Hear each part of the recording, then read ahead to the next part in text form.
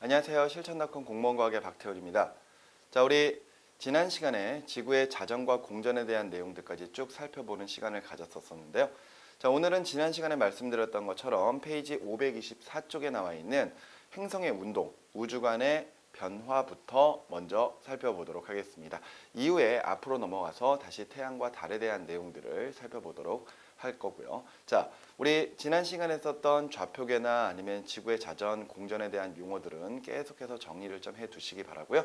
자, 오늘 바로 우주관의 변천 부분은요, 조금 마음 좀 수월하게 한번 진행을 한번 해보도록 하겠습니다. 자, 우리가 지금 현재 천체들의 움직임들을 살펴봤을 때 이때 하늘에서 보이는 천체의 움직임들, 다양한 모습으로 관찰이 되겠죠. 자, 이랬을 때 과거 사람들은 과연 그런 행성의 운동을 어떻게 설명하려고 했었는지 그 우주관에 대한 내용들 한번 살펴보도록 할 건데요. 자, 가장 먼저 우리가 살펴봐야 될 사람은 바로 아리스토텔레스입니다. 여러분들 많이 들어보셨죠? 아리스토텔레스. 자, 이 아리스토텔레스가 과거에 우주의 행성들의 움직임을 어떻게 생각을 했었느냐? 이때 우주의 중심에는 지구가 있고 모든 천체들이 지구주위를 돌 것이다 라고 생각하면서 이제 각각 행성의 운동을 설명하려고 했었던 그런 이론이 있거든요. 자, 그런데 이때 시간이 지나면서 행성들의 움직임이 좀 더 다양하고 좀 더 특징적인 모습들이 나타난다는 것을 알게 되고 그 과정에서 우주관의 끊임없는 변화가 나타나게 됩니다. 자, 그런 우주관의 변화를 확인하기 위해서 우리가 먼저 확인해야 될 몇 가지 용어들이 있습니다. 그 용어들에 대해서 정리를 하고 가도록 하겠습니다. 먼저 살펴볼 것은 바로 최대 이각이라고 하는 이런 표현이에요. 자, 우리가 천체들, 특히나 우리가 태양 주위를 돌고 있는 몇몇 행성들을 살펴보면은 이때 지구보다 안쪽 궤도를 돌고 있는 행성인 수성이나 금성 같은 경우는 지구에서 바라봤을 때 항상 태양으로부터 일정 각도 이상 멀어지지 않는 모습을 관찰할 수 있습니다. 자, 그림으로 그리면 이렇겠죠. 자, 태양이 있고요. 수성이나 금성 같은 행성들의 궤도가 있고 그 바깥쪽으로 지구 궤도가 있습니다. 자, 이랬을 때 지구에서 내행성들을 관찰하게 되면요, 이때 내행성들은 태양으로부터 이 각도 이상으로는 멀어지지 않는 모습을 우리가 관찰할 수가 있거든요. 자, 이때 지구와 태양 그리고 지구와 행성이 이루는 이 각을 우리가 이각이라고 표현을 합니다. 이각. 자, 이랬을 때 우리가 행성의 운동을 이야기할 때는요, 동쪽과 서쪽을 구별할 때 지구를 기준으로 이야기하지 않고 태양을 기준으로 이야기하거든요. 따라서 태양에서 지구를 바라보고 있는 상태에서 이쪽이 태양의 동쪽, 이쪽이 태양의 서쪽이라고 이야기를 합니다. 자, 이랬을 때 내행성들이 지금 태양으로부터 가장 멀리 떨어질 수 있는 그 이각의 위치, 바로 요 위치와 요 위치를 우리가 각각 태양의 동쪽에 있는 최대 이각이다 해서 동방 최대 이각, 그리고 서쪽의 최대 이각이다 해서 서방 최대 이각이라고 하는 이런 표현으로 우리가 부르고 있습니다. 자, 이렇게 지금 현재 내행성은요, 항상 태양으로부터 일정 각도 이상 멀어지지 않고 그 사이를 왔다 갔다 하는 모습을 우리가 관찰하게 되는데요. 이때 수성은 약 28도, 금성은 약 48도 정도의 이각 크기를 나타내고 있습니다. 이때 최대 이각은 여러분들이 알아두시는 게 좋을 것 같아요. 근데 수성 28도, 금성은 48도. 자, 이런 식으로 최대 이각이라고 하는 용어를 여러분들 알아두시기 바라고요. 또 하나 우리가 확인해야 될 용어가 우리 앞서 지구의 공전에서 나왔던 용어인데요. 바로 순행이라고 하는 것과 역행이라고 하는 이런 표현이 되겠습니다. 자, 우리가 천체의 움직임을 살펴볼 때요, 1년 동안 천체의 움직임이 서에서 동쪽, 반시계 방향으로 움직이는 경우를 우리가 정상적인 움직임이다 해서 우리가 순행이라고 표현하게 되고요. 그와 반대로 동쪽에서 서쪽, 시계 방향으로 움직이는 경우를 우리가 거꾸로 움직인다 해서 역행이라고 이제 표현을 하거든요. 근데 우리가 천체들을 살펴보다 보면은 순행만 하는 천체가 있고 역행만 하는 천체들이 있습니다. 대표적으로 순행만 하는 천체들은 바로 태양과 달이 있고요. 그리고 역행만 하는 것처럼 보이는 천체는 별자리가 있습니다. 자, 이때 우리 연주운동 할 때 태양에 관련된 이야기, 별자리에 관련된 이야기 했었었죠. 자, 순행을 하게 되면은 서에서 동쪽으로 움직이면서 천구상에서 반시계 방향으로 움직이고 있기 때문에 이때 적경을 재면은 적경이 어떻게 된다? 그렇습니다. 적경이 증가된다라고 이야기를 했습니다. 자, 이때 적경이 커지면 늦게 뜨고 늦게 져야 돼요. 하지만 우리 태양은요. 매일마다 순행을 하면서 적경이 계속해서 조금씩 커지지만 뜨고 지는 시간, 일출 시간과 일몰 시간이 어떻다? 그렇습니다. 일정하다라는 거 꼭 기억해 둬야 된다라고 말씀을 드렸었어요. 얘네들은 절대 뜨고 지는 시간 자체가 변하지가 않습니다. 하지만 우리가 뒤에서 배우게 될 달 같은 경우에는요. 실제로 매일마다 적경이 50분 정도가 커져요. 그렇기 때문에 얘네들은 매일마다 뜨는 시간이 50분씩 늦어지는 현상이 벌어지게 되죠. 그러니까 지난번에도 이야기했지만 오늘 밤 9시에 달이 떴으면요. 다음 날은 9시 50분에 뜰 것이고 그 다음 날은 10시 40분 이런 식으로 매일마다 달이 뜨는 시간이 매일마다 50분씩 늦어진다라는 거 기억을 해두셨으면 좋겠습니다. 하지만 역행을 하게 되면요. 반대로 적경이 감소돼야 돼요. 그러면 뜨는 시간이 빨라져야 되죠. 자, 그런데 별자리들 적경이 어떻다? 그렇습니다. 적경이 일정하다라고 이야기를 했죠. 너무 멀리 떨어져 있기 때문에 지구의 공전 운동에 영향을 받지 못해요. 그렇기 때문에 별자리의 적경은 그대로 일정하게 유지가 되지만 태양이 연주 운동을 하기 때문에 별자리는 역행하는 효과가 생긴다 그랬죠. 역행하는 효과가 생겨버리기 때문에 매일마다 뜨는 시간이 빨라진다는 거. 그래서 매일마다 뜨는 시간이 조금씩 빨라지기 때문에 우리가 매일마다 같은 시간에 천체를 관찰하면 천체의 위치가 동쪽에서 서쪽으로 조금씩 움직이고 있는 것처럼 관찰이 되는 모습을 볼 수가 있습니다. 자, 이런 식으로 이제 우리가 순행이라고 하는 표현과 역행이라고 하는 이런 표현들이 있는데요. 이때 순행만 하는 천체, 태양과 달이 있고요. 역행만 하는 천체, 별자리가 있습니다. 근데 우리가 관찰하고 있는 천체들 중에서 순행과 역행을 동시에 하는 천체들이 있거든요. 그 순행과 역행을 동시에 하는 천체들, 바로 이제 우리가 배우게 될 바로 내행성과 외행성, 바로 그 행성들입니다. 자, 우리 우주관에 들어가기 위해서 일단 최대 이각이라고 하는 표현, 그리고 순행과 역행이라고 하는 이런 표현들에 대한 내용들을 먼저 정리를 했습니다. 자, 우리 아까 우주관이라고 하는 거 아리스토텔레스의 우주관부터 시작한다라고 말씀을 드렸었죠. 아리스토텔레스는 이때 지구가 우주의 중심이고요. 모든 천체들이 지구 주위를 돌고 있다라고 생각을 했었어요. 그런데 점점 사람들이 관측을 하다 보니까 이때 몇 가지 약간 특징적인 현상들이 좀 나타났었겠죠. 그 대표적인 현상이 지금 우리가 봤었던 바로 저 최대 이각이라고 하는 것이나 혹은 순행이나 역행이라고 하는 현상들이에요. 자, 그런 현상들을 설명하기 위해서 조금씩 우주관에 변화가 나타나기 시작합니다. 그 과정에서 첫 번째로 나타난 우주관이 바로 프톨레마이우스의 천동설이 되겠습니다. 자, 이 천동설은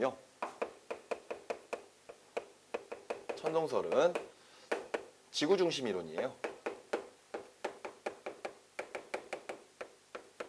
자, 우주의 중심에 지구가 있고요. 모든 천체들이 지구 주위를 돌고 있다라고 생각을 합니다. 자, 지금 이 그림을 보시면은요. 가운데 지구가 있고요. 가운데 우주의 중심에 지구가 있고요. 모든 천체들이 지금 지구 주위를 돌고 있습니다. 자, 그런데 이때 큰 원, 지구 주위를 도는 이 큰 원을 우리가 이심원이라고 부르는데요. 이때 가장 가까이에서 달이 돌고 있고요. 그 다음에 수성이나 금성 혹은 태양, 그리고 바깥쪽으로는 외행성들이 돌고 있는 이런 모습으로 우리가 관찰할 수가 있습니다. 자, 그런데 이때 우리 주변에서 순행만 하는 것처럼 보이는 천체, 특히나 달이나 태양 같은 경우에는 지금 보는 큰 원인 이심원을 따라서 얘네들이 반시계 방향으로 돌기만 하면은 결과적으로 우리는 순행을 설명할 수가 있거든요. 그래서 태양이나 달은 모두 다 지금 현재 반시계 방향으로 빙글빙글 돌고 있는 모습으로만 행성의 운동을 설명을 할 겁니다. 그런데 문제가 있어요. 바로 앞서 이야기했던 것처럼 내행성과 외행성은 순행과 역행을 동시에 해야 되거든요. 예를 들어 지금 현재 수성이나 금성 또는 화성, 목성, 토성 같은 행성들이 순행과 역행을 해야 되는데 그렇게 따지면은요. 이 큰 원인 이심원이 있고요. 큰 원인 이심원이 있고요. 이때 이심원을 따라서 얘네들이 앞으로 갔다 뒤로 갔다 앞으로 갔다 뒤로 갔다 이런 식의 모습들을 도저히 저런 이심원만으로는 설명을 하기가 좀 힘들었던 거죠. 그래서 이제 프톨레마이우스의 천동설에서는요. 지금 현재 순행과 역행을 하는 천체들의 그 움직임을 설명하기 위해서 그 큰 원인 이심원에다가 작은 원인 주전원을 도입을 하게 됩니다. 이때 행성들은 주전원을 따라서 지금 현재 빙글빙글 돌고 있고요. 이때 이 주전원이 이 주전원의 중심이 이 심원을 따라서 지구 주위를 돌고 있다라고 생각을 한 거예요. 이렇게 되면은 이때 예를 들어 화성이 여기에서부터 출발을 한다. 이렇게 되면은 이때 화성이 빙글빙글 돌면서 지금 현재 이 심원을 따라 회전하기 때문에 빙글빙글빙글빙글 이런 식의 모습들을 나타내게 되겠죠. 이렇게 돼주면은요.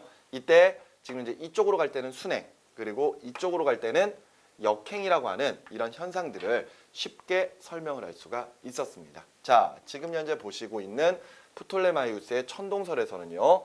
자, 지금 현재 순행과 역행을 설명을 할 수 있습니다. 행성들의 순행과 역행을 설명하기 위해서 무엇을 도입했다? 그렇습니다. 바로 주전원이라고 하는 작은 원을 도입을 함으로써 결과적으로 순행과 역행을 설명할 수가 있었었는데요. 또 하나, 우리 아까 내행성 같은 경우에는 최대 이각이 있다 그랬죠. 자, 수성이나 금성 같은 경우에는 태양으로부터 일정 각도 이상 멀어지면 안 됩니다. 자, 그래서 이때 프톨레마이우스의 천동설에서는요. 지구가 있고요. 그리고 수성이나 금성에 주전원이 있습니다. 그리고 태양이 있는데 이때 지구와 태양 그리고 각각의 행성의 주전원의 중심을 일직선으로 만들어줬어요. 그러면서 얘네들이 동시에 이렇게 회전할 것이다 라고 생각을 했던 것이죠. 이렇게 되면은요. 지구에서 바라봤을 때 항상 수성이나 금성은 어느 각도 이상으로는 태양으로부터 멀어지지 않는 모습을 설명을 할 수가 있거든요. 이럼으로써 최대 이각 자체도 설명이 가능했다라는 것. 아까 수성은 28도, 금성은 48도의 최대 이각이 정해져 있다 그랬죠. 이렇게 최대 이각이 크기가 다른 것들도요. 이때 주전원의 크기를 다르게 함으로써 이때 어느 정도 설명이 가능했었던 그런 이론이 되겠습니다. 그런데 이때 이 천동설에서 지금 현재 주전원을 도입함으로써 순행과 역행을 설명하고요. 그러면서 또한 저 수성과 금성의 최대 이각 같은 것들도 설명이 가능했지만 이때 설명이 불가능한 이론들이 있어요. 자, 우리가 지금 보고 있는, 관찰하고 있는 천체의 어떤 특징들 중에서 천동설로 도저히 설명이 불가능한 것들. 첫 번째가 바로 연주시차입니다. 그리고 두 번째가 금성의 위상변화거든요.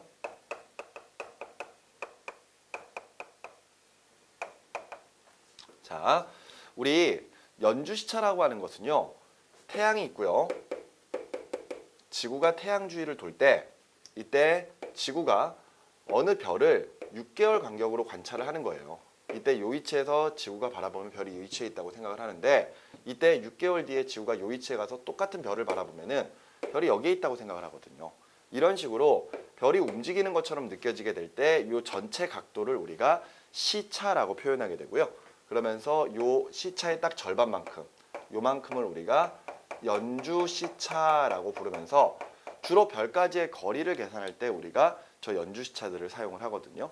근데 이 연주 시차라고 하는 것은 지구가 공전하는 현상이 아니고요. 공전하기 때문에 나타나는 현상도 아니고 지구가 공전한다라는 증거입니다. 그 말인즉슨 지구가 움직이지 않으면요 연주 시차가 아예 나타나지가 않아요. 그런데 지금 천동설에서는요 지구가 우주의 중심에 그냥 고정되어 있다라고 생각을 하기 때문에 절대 지금 보시는 것처럼 이런 연주시차가 측정이 될 수가 없습니다. 자, 그리고 금성의 위상변화는 무슨 말이냐? 우리가 금성이라고 하는 저 행성은요. 태양이 뜨기 전에 동쪽 하늘을 바라보게 되면은 굉장히 밝게 보이는 그런 천체이기도 하거든요. 그래서 과거 우리 조상들은 해가 뜨기 전에 매우 밝은 별이다 해서 우리가 샛별이라고 이제 불렀던 그런 별이기도 합니다. 행성이기도 합니다. 그런데 우리가 금성을 바라보게 되면 모양이 밝기가 굉장히 밝게 보여요. 하지만 모양 자체는 보이지가 않습니다. 그래서 그 모양을 관찰하려면은 망원경을 통해서 이제 우리가 관찰을 해야 되는데요. 이때 금성에 보이는 모습도요. 달의 모습처럼 굉장히 다양한 모습들이 관찰이 되거든요. 쉽게 말해서 달이 아예 보이지 않을 때를 우리가 삭 혹은 조금씩 배가 불러올 때 초승달이나 금음달 혹은 반달의 형태를 상현달이나 하현달 그리고 완전히 동그란 보름달의 형태를 우리가 망이라고 표현하는데 이때 금성도 그런 달의 모습처럼 다양한 모습들이 관찰이 돼야 돼요. 그런데 이때 천동설에서는요 항상 금성이 태양의 빛을 받는 부분을 우리가 비스듬하게 바라보기 때문에 초승달이나 금음달의 형태로만 관찰이 가능하거든요. 그러니까 절대로 우리가 반달이나 또는 보름달에 가까운 망의 형태까지 관찰할 수가 없다는 이야기입니다. 그런데 당시의 사람들은 아마 요 설명 불가능한 내용들, 그러니까 연주시차나 혹은 금성의 위상변화라고 하는 이런 현상들을 아마 알지 못했을 겁니다. 그 이유는요, 망원경이 없었기 때문이에요. 앞서 말씀드렸던 것처럼 금성의 위상은 망원경을 통해서만 관찰을 할 수가 있고요. 그리고 이 연주시차라고 하는 것도 사실 그 각도를 재는 건데, 그 각도 단위가 우리가 일반적으로 쓰는 도 단위가 아니라 땡땡 초단위입니다. 초단위. 자, 이 초단위라고 하는 게 우리가 쓰고 있는 1도를 60으로 나눠주면은요, 그게 1분이라고 하는 각도가 되고요. 또한 1분을 또 60으로 나누게 되면은 1초라고 하는 각도 단위가 만들어지게 되거든요. 자, 그런데 이 초 단위를 사용하는 저 연주시차는 이때 실제로 계산해 봤을 때 몇백 초 단위가 나오는 게 아니라 0.01초 막 이렇게 굉장히 미세한 단위가 나온단 말이에요. 실제로 연주시차를 설명드리기 위해서 그림을 이렇게 그렸지만 이 그림은 상당히 왜곡된 그림입니다. 그러니까 실제 연주시차는 이 거리를 굉장히 많이 좁히고요. 그 다음에 별까지의 거리는 굉장히 많이 늘려야 돼요. 그래서 실제 태양에서부터 별, 지구에서부터 별까지의 이 거리가 거의 같아질 때까지 별이 멀어진다고 생각하시면 됩니다. 그렇기 때문에 굉장히 미세한 각도라고 생각하시면 되거든요. 결과적으로 1초라고 하는 각도 단위가 3600분의 1도의 그 크기인데 그 각도보다 더 작거든요. 그렇게 아주 미세한 각도를 우리가 지금 현재 요 연주시차에서 우리가 이제 측정을 하게 되는 거죠. 그러다 보니까 이것도 절대 이 맨눈으로는 측정이 안 되고요. 망원경을 통해서 관찰을 해야 되는데 그 당시에는 아직까지 망원경이 없었기 때문에 아마 저 설명 불가능한 현상들, 연주시차나 혹은 금성의 위상변화 관련된 내용들을 알지 못했을 겁니다. 자, 그런데 저 천동설이 지금 현재 우주관으로 나와 있던 상태에서 이때 그와 반대되는 또 하나의 이론이 나왔던 것이 바로 두 번째 나오는 바로 지동설이 되겠습니다. 자, 이 지동설이라고 하는 이론은요, 자, 앞서 천동설이 우주의 중심에 지구가 있다라고 이야기했던 거랑은 다르게 우주의 중심에 태양이 있다라고 이야기하는 태양 중심 이론이 되겠습니다. 이때 가운데 태양이 있고요, 모든 천체들이 태양 주위를 돌고 있을 거야. 이렇게 하면서 지금 현재 행성의 운동을 설명하려고 했었거든요. 이렇게 해주면 뭐 주전원을 도입할 필요도 없고요. 쉽게 순행과 역행 설명할 수 있으면서 최대 이각이나 이런 것들 모두 다 설명을 할 수가 있었겠죠. 자, 결과적으로 두 가지의 이론이 이렇게 서로 간에 충돌을 하고 있었을 때 많은 학자들이 지동설을 인정하고 있었다라고 하더라도 실제로 입 밖으로 좀 꺼내기가 좀 힘들었었을 겁니다. 왜 그러느냐? 당시에 이제 천동설이 좀 더 인정을 받았었던 이유는 당시에 이제 종교관의 영향을 어느 정도 받았기 때문에 그렇게 어느 정도 천동설이 좀 더 많은 지지를 받지 않았나 뭐 이렇게 이제 생각을 해보는데요. 그래도 이제 학자들 사이에서는 천동설이 맞다, 지동설이 맞다 뭐 이런 식의 이야기들이 많이 나오고 있었겠죠. 자, 그 과정에서 지동설을 주장하는 한 명의 학자가 있었었는데요. 이 학자는 자신이 지동설이 맞다라는 것을 증명하기 위해서 앞서 말씀드렸던 바로 이 연주시차라고 하는 것을 측정을 하려고 합니다. 그 사람이 바로 티코 브라헤라고 하는 사람이거든요. 자, 이 티코 브라헤라고 하는 사람이 바로 저 우주관의 지동설을 주장을 하는 학자였다가 이제 그 지동설이 맞다는 걸 증명하기 위해서 저 연주시차를 측정하려고 하거든요. 자, 그런데 그 결론부터 말씀을 드리자면은 티코 브라헤는 연주시차를 측정하려고 하지만 실패를 합니다. 왜 그러느냐? 앞서 말씀드렸던 것처럼 이 연주시차는 굉장히 미세한 각도예요. 근데 당시에 티코 브라헤는 저 연주시차를 맨눈으로 측정을 하려고 합니다. 가능했을까요? 불가능했겠죠. 1도도 안 되는 아주 그 미세한 각도 차이를 그 맨눈으로는 도저히 아마 측정이 불가능했었을 거예요. 그래서 끝내는 연주시차 측정에 실패를 한 사람이 바로 티코 브라헤가 되겠습니다. 근데 티코 브라헤는 그런 식으로 연주시차의 측정에 실패를 하고 나서 자신의 어떤 연주시차 측정 방법에 문제가 있다라고 인정을 하기보다는 그냥 지동설이 틀렸다라고 생각을 해버려요. 처음에 지동설이 맞다라고 생각했던 학자였는데 이 사람이 자신이 연주시차 측정에 실패를 해버리니까 아니다, 연주시차 틀리다, 천동설이 맞는 것 같다 해가지고 입장을 바꿔버린 그런 학자입니다. 그래서 실제로 지동설을 주장하다가 천동설로 입장을 바꿨는데요. 뭔가 약간 좀 이상했는지 또 다른 새로운 우주관을 만들어내거든요. 그 우주관이 바로 티코 브라의 바로 수정 천동설이라고 하는 새로운 또 우주관이 되겠습니다. 뭔가 그림이 되게 많이 복잡해졌는데요. 보시면은요, 지구가 있어요. 가운데 지구가 있고 이 티코 브라의 수정 천동설은 역시 지구 중심 이론입니다. 지구 중심 이론이면서 이때 지구가 가운데 있고 그 주변으로 달과 같은 행성들이 돌 거예요. 그런데 태양이 있는데요. 태양이 있는데 그 태양 주변으로 다른 행성들이 돌아가요. 그러니까 수성이나 금성, 화성, 목성, 토성 이런 행성들이 태양 주변을 돌고 있습니다. 그러면서 태양과 함께 모든 행성들은 지구 주위를 돈다라고 생각을 했던 거예요. 이런 식으로 이렇게 지구 주위를 태양이 돌아가면은요, 나머지 행성들도 같이 지구 주위를 돌아가겠죠. 이럼으로써 지구가 우주의 중심이다라고 이야기했었던 게 바로 수정천동설인데요. 이런 수정천동설에서도 당연히 순행과 역행 설명할 수 있습니다. 어찌 보면은 수성이나 금성 같은 행성들이 태양과 함께 돌면서 주전이라고 하는 이런 작은 원을 도는 것과 동일한 형태로 설명을 할 수 있기 때문에 결과적으로 순행, 역행 설명할 수가 있고요. 그러면서 태양으로부터 일정 각도 이상 멀어지지 않는다라는 최대 이각 같은 것도 결과적으로는 설명할 수 있는 그런 이론이 되겠습니다. 하지만 기존의 이제 천동설이나 지동설보다 너무 많이 복잡해졌죠. 그렇기 때문에 당시 학자들 사이에서도 약간 좀 논란이 분분했던 그런 하나의 이론이라고 생각을 해주시면 되겠습니다. 자, 이런 식으로 이제 우주관들이 끊임없이 변천되는 그런 과정들이 있었었는데요. 계속해서 여러 우주관들이 충돌을 합니다. 그 과정에서 지동설에게 아주 큰 힘을 실어준 학자가 나오죠. 바로 그 학자가 갈릴레이가 되겠습니다. 자, 갈릴레이는요, 스스로 망원경을 제작했던 학자입니다. 우리가 뒤쪽에 가서 행성 관측에서 우리가 망원경의 종류에 대해서 좀 알아보는 시간도 가질 건데요. 이때 갈릴레이가 만든 망원경을 갈릴레이식 망원경이라고 이야기를 하거든요. 자, 이런 갈릴레이가 망원경을 제작을 해서 행성들을 관찰하기 시작을 합니다. 그 과정에서 행성들을 최초로 본 행성 중에 하나가 바로 목성이거든요. 자, 이때 목성이라고 하는 행성을 관측하다 보니까 목성 주변을 돌고 있는 4개의 위성들을 찾아내게 되죠. 여기서 말하는 위성이라고 하는 것은 바로 달과 같은 그런 행성 주위를 도는 천체들을 우리가 위성이라고 부르죠. 이때 목성 주위로 도는 4개의 위성을 발견하게 되고 그 위성의 이름을 이오, 유로파, 가니메데, 칼리스토라고 하는 이름을 붙여서 각각 설명을 하기 시작을 합니다. 자, 우리 태양계에 있는 여러 천체들 중에서 생명체가 살 가능성이 높은 천체로 일단 화성을 꼽고 있었는데요. 이때 화성 같은 경우에는 지금까지 계속한 연구 결과로는 아직까지 생명체가 살 수 있는 조건은 아니다라는 게 지금 현재 정설로 지금 밝혀지고 있습니다. 자, 그런데 태양계 행성들 중에서 지금 현재 어떤 생명체가 살 수 있을 가능성이 높은 천체로 보고 있는 게 행성도 아니고요. 바로 그 아까 목성을 돌고 있는 4개의 위성 중에 하나인 바로 유로파가 상당히 생명체가 살기에 적합한 그런 천체가 아닐까, 이렇게 지금 생각하는 그런 이론들도 있습니다. 유로파가요, 겉은 두꺼운 얼음으로 둘러싸여 있고 아래쪽에는 깊은 바다가 존재한다라고 알려져 있거든요.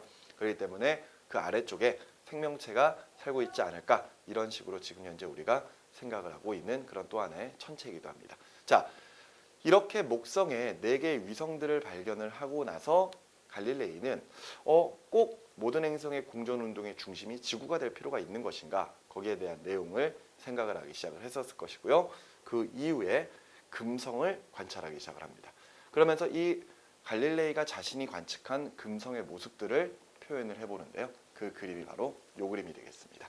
보시면은요, 갈릴레이가 금성을 관찰하고 그린 그림인데요. 이때 보시면 이렇게 배가 쏙 들어가 있는 모습, 이런 모습들을 우리가 이제 초승달이라고 이야기를 하죠. 이때 금성이 초승달의 모양으로 보이는 모습이나 혹은 반달의 같은 이런 상현달, 혹은 완전히 동그란 형태인 보름달과 같은 이런 망의 형태를 관찰하고 실제로 그림을 그리거든요.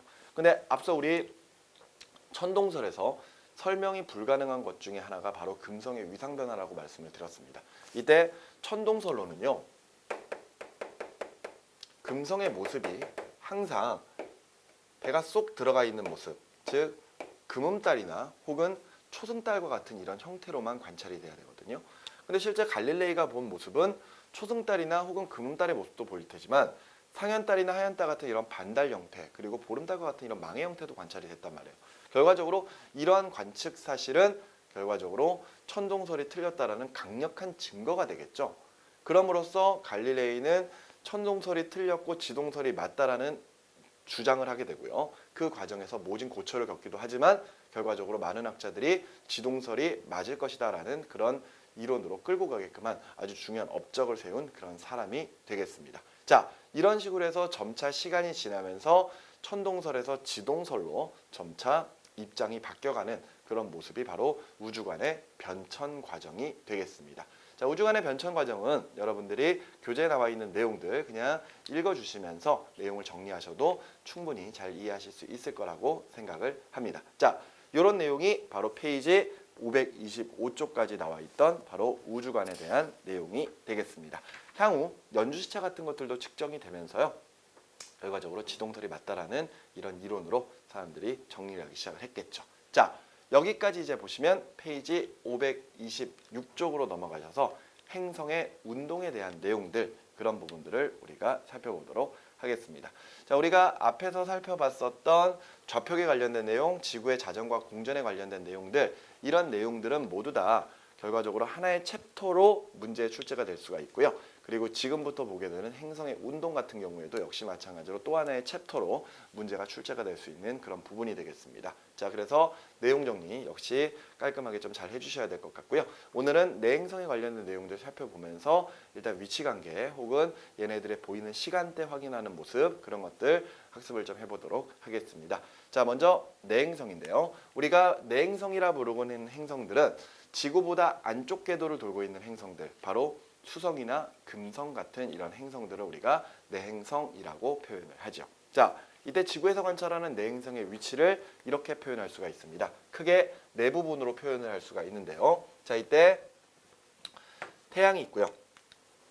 태양이 있고요. 그 바깥쪽으로 지구가 돌고 있습니다. 자, 이때 지구와 태양의 일직선 상태의 내행성들이 놓일 때가 있어요. 이랬을 때 우리가 태양 쪽을 바라봤을 때 일직선상에 놓이는 경우를 합이라고 표현을 하게 되고요.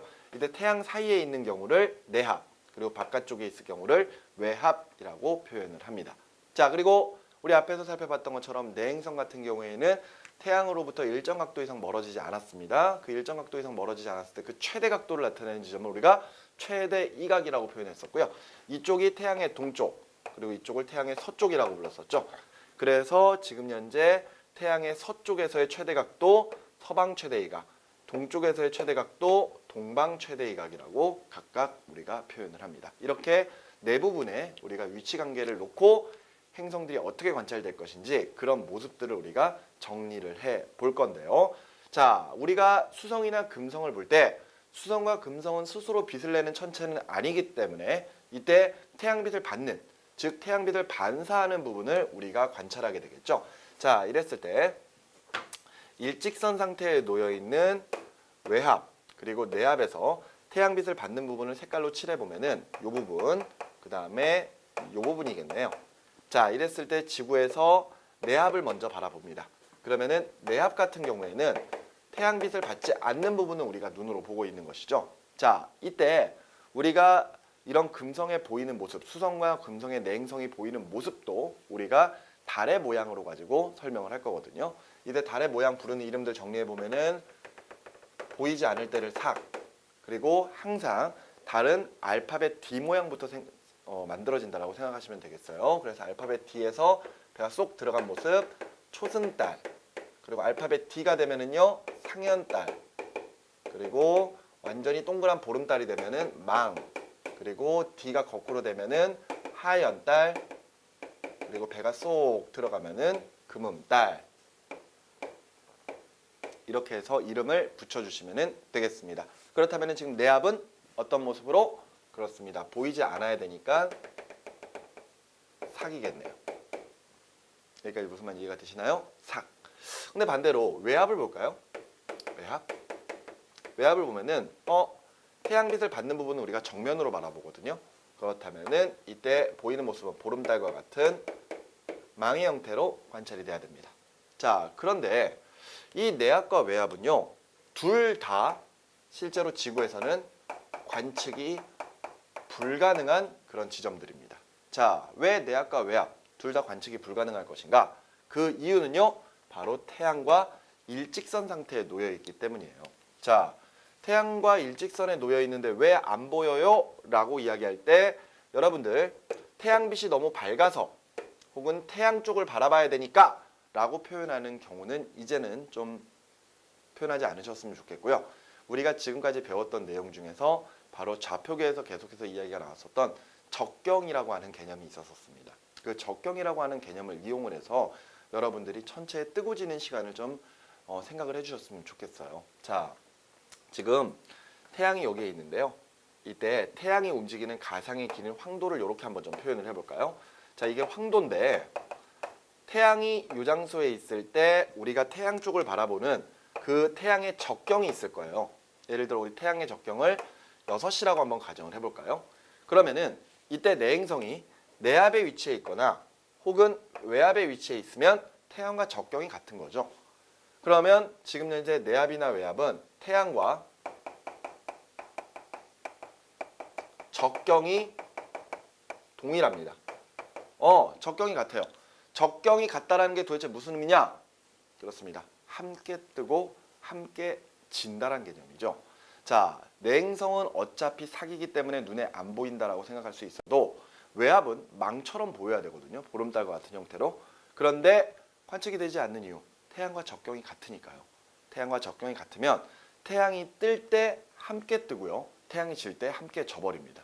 따라서 낮 동안에 내압과 외압에 있는 내행성들이 지표면 위로 떴다 지기 때문에 우리는 그날 내행성을 관찰할 수가 없다라는 것. 밤에 아예 볼 수가 없어요.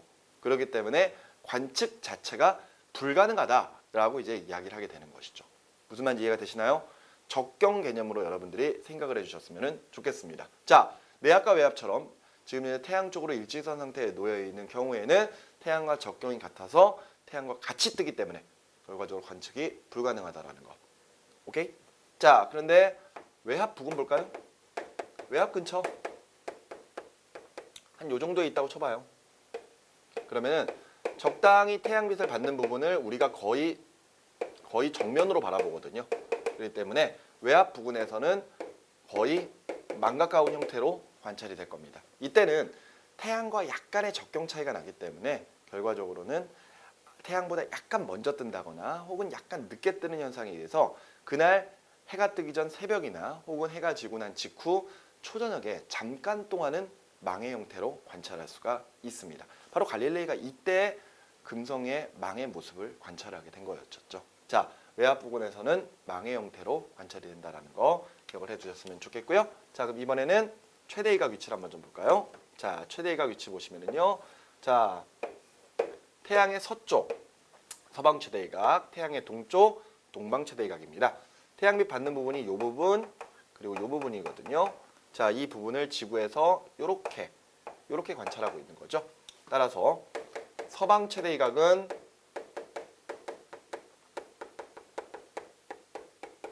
알파벳 D가 거꾸로 된 모양으로 보이겠네요. 그래서 하얀 달의 모습으로 관찰이 되는 지점이고요. 동방 최대 이각은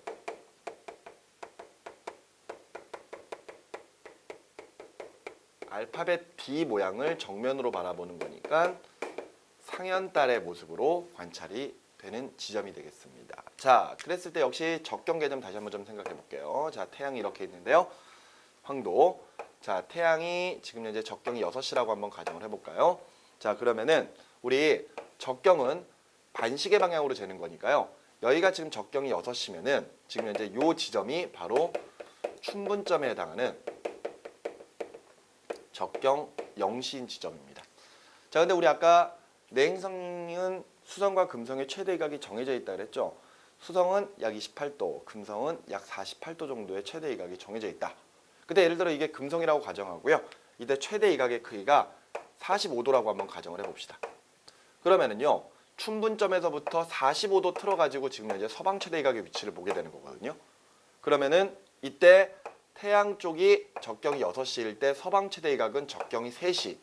그리고 동방 최대 이각은 또 45도 더 틀어가지고 적경을 재는 거니까요. 이때 동방 최대 이각의 적경은 9시가 됩니다. 자, 지금 내행성인 서방 최대 이각 위치에 놓이게 되면은 태양보다 적경이 3시간 정도 더 작고요. 반대로 동방 최대 이각에 놓이게 되면은 태양보다 적경이 3시간 정도 더 큰 상태가 돼 버리죠.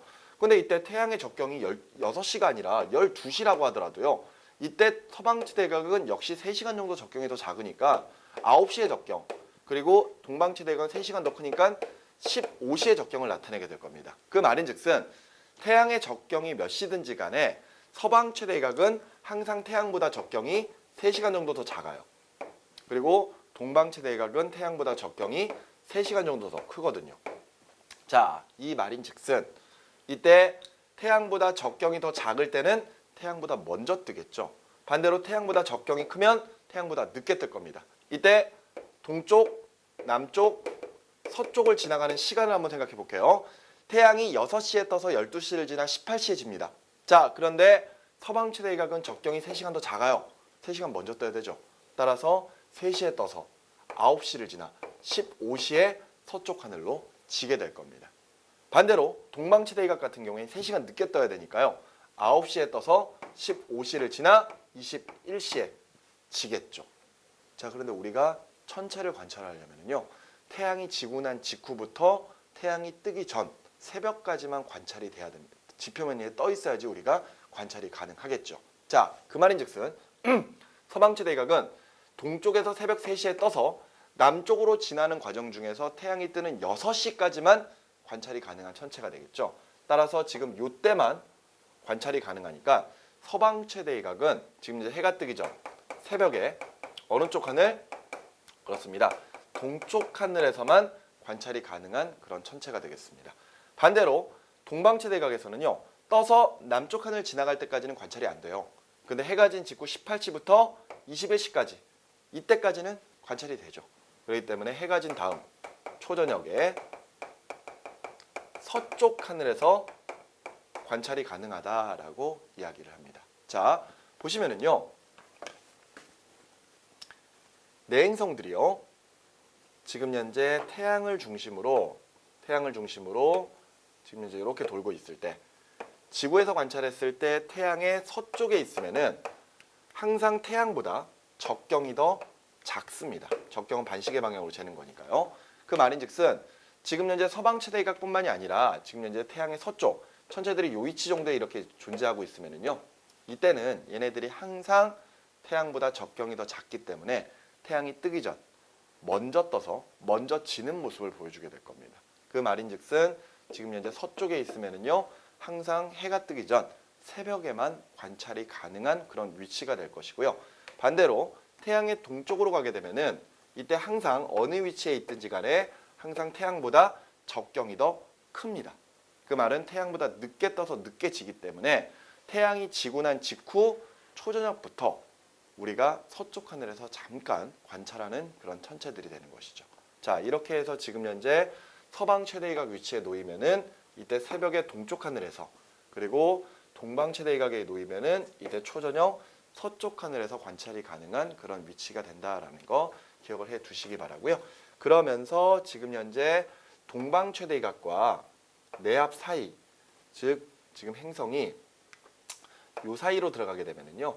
이때 태양빛을 받는 부분을 우리가 약간 비스듬하게 관찰하게 되거든요. 그래서 동방 최대각과 내압 사이에서는 지금 현재 이런 식으로 초승달의 모습으로 이제 관찰이 가능한 시점이 되고요. 그리고 내압과 서방 최대각 사이에 행성이 위치하게 되면은 역시 태양빛 받는 부분을 지구에서 약간 비스듬하게 바라보기 때문에 이때 역시 배가 쏙 들어간 금음달의 형태로 관찰이 된다라는 거 다시 한번 또 하나 정리를 해두시면 될 것 같습니다. 외합 부근에서는 망처럼 보이게 되고요. 그 다음에 최대이각의 위치에서는 하연달이나 또는 상연달, 그리고 동방 최대이각과 내압 사이에서는 초승달, 내압과 서방 최대이각 사이에서는 금음달의 형태로 보이는 것이 지금 우리가 보는 내행성의 각각의 모습들이라고 정리를 해두시면 되겠습니다. 자, 지금 여러분들에게 내행성의 위치관계에 따른 뜨고 지는 시간대 볼 수 있는 하늘과 방향을 알려드렸는데요. 자, 지금 요 내용들 자체가 여러분들 적경의 개념을 계속 써가면서 우리가 정리를 해야 될 부분입니다. 자, 지금 여기가 내행성의 운동이고 내행성의 운동을 이해하시면 뒤쪽에 가서 외행성의 운동은 쉽게 갈 수가 있거든요. 그렇기 때문에 내행성의 운동들 여러분들이 다시 한 번만 좀 정리를 좀 해두셨으면 좋겠습니다. 오늘 수업 내용은 여기까지 진행을 하도록 하고요. 다음 시간에 이 내행성의 운동부터 해서 우리가 내용 정리를 다시 하면서 이후에 외행성의 운동까지 연결을 해서 우리가 내행성과 외행성의 운동을 동시에 한번 생각하는 그런 시간들을 갖도록 하겠습니다. 자, 오늘 수업은 여기까지 진행을 하도록 하겠고요. 우주관에 대한 내용들, 교재에 있는 내용들 다시 한 번만 좀 훑어보시기 바라고, 그러면서 특히나 좀 중요시 봐야 될 부분들은 바로 이 내행성의 운동 부분, 이 부분들을 좀 더 신경 써서 봐주셨으면 좋겠습니다. 절대 잊지 말아야 될 것은 바로 적경 같은 개념, 좌표계를 끊임없이 써야 된다는 거, 이것들을 계속해서 염두를 해주셨으면 좋겠고요. 다음 시간에 내행성의 운동 계속 이어가면서 학습을 해보도록 하겠습니다. 오늘은 여기까지입니다. 수고하셨습니다.